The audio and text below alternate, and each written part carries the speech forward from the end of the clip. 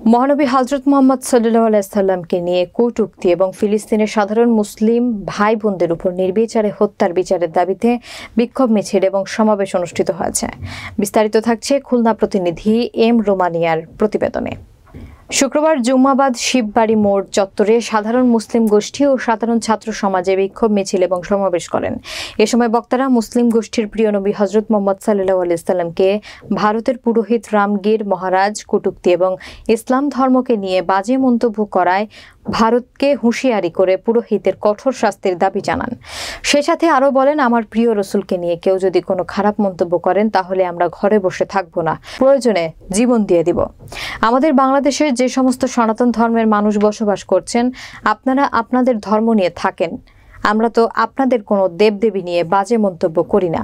আপনারা আর কখনো আমাদের রসুলকে নিয়ে বাজে মন্তব্য করবেন না। উক্ত সমাবেশ ও মিছিলে সাধারণ মুসলিম শিক্ষার্থী এবং সাধারণ মুসলিম জনতা উপস্থিত ছিলেন। কিছু উগ্রবাদী হিন্দুত্ববাদী ব্যক্তিরা তারা আমার রসুল এবং আমার ধর্মকে নিয়ে কটূক্তি করছে। আপনাদের সবার উদ্দেশ্যে আজকে আমাদের বক্তব্য, আপনারা সাবধান হয়ে যান।